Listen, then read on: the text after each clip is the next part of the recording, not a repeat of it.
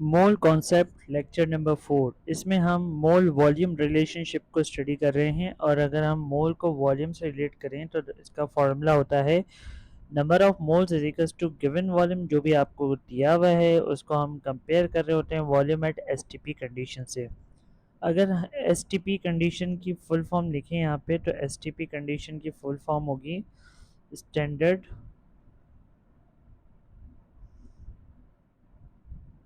Temperature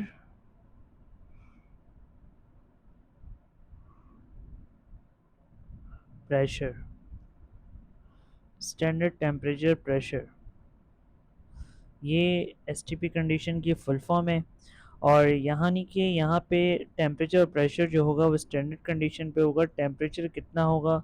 temperature is equals to 0 degree centigrade, that is equals to 273 kelvin. 273 kelvin. और अगर हम pressure की बात करें तो pressure is equals to 1 ATM pressure होगा।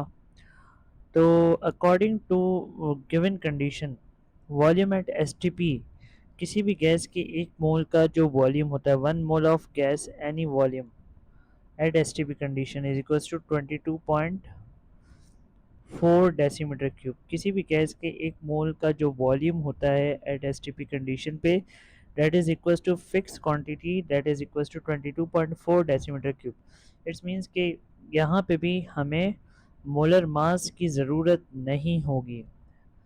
Molar mass is not required for this calculation. या आप यूं भी कह सकते हैं कि सब्सटेंस का नाम ज़रूरी नहीं होगा। सब्सटेंस जो है वो लास्ट लेक्चर में हम डिस्कस कर चुके हैं। Anything which having a formula, that is carbon dioxide, water, something जो भी आपके पास है। तो ये आपके पास सिंपलेस्ट एग्जांपल्स हैं सब्सटेंस की। तो सब्सटेंस का नाम हमारे पास ज़रूरी नहीं होगा, सिर्फ हमें पता होना चाहिए कि गिवन वॉल्यूम कितना है। Volume S T P condition हमेशा कांस्टेंट ये वैल्यू रहेगी। यहाँ पे हमेशा हम प्लेस करेंगे 22.4 डेसीमीटर क्यूब। अगर फर्दर हम इसकी कैलकुलेशन देखें, लेट सपोज कि मेरे पास कोई भी मैं कैलकुलेट करना चाह रहा हूँ नंबर ऑफ़ मोल्स। और मैं कह चुका हूँ नंबर ऑफ़ मोल्स और ये सारी कंडीशन या सारी कैलकुलेशन जो हम डिस्कस कर रहे हैं वो according to S T P है। Conditions are required, that is equals to S T P condition. Number of moles हमारे पास जो है वो 1 है और वॉल्यूम कितना होगा, या वॉल्यूम हमारे पास 22.4 डेसीमीटर क्यूब है तो हमारे पास नंबर ऑफ़ मोल्स कितने होंगे। सिंपल ये फैक्टर याद रख लें कि अगर मेरे पास वॉल्यूम जो है, नंबर ऑफ़ मोल्स जो है वो 1 है तो वॉल्यूम जो होगा मेरे पास 22.4 डेसीमीटर क्यूब होगा।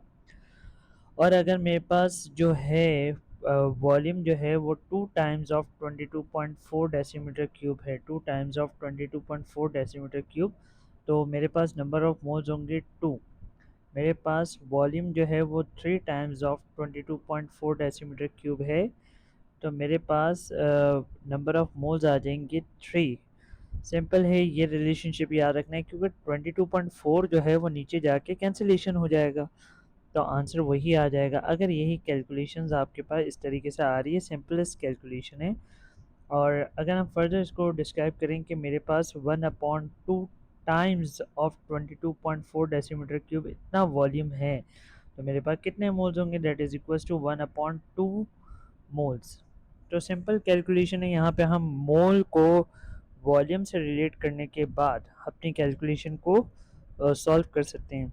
नेक्स्ट लेक्चर रिकॉर्डिंग में हम सारी कैलकुलेशन को कंपेयर करेंगे volume mass mole volume mass and particle को।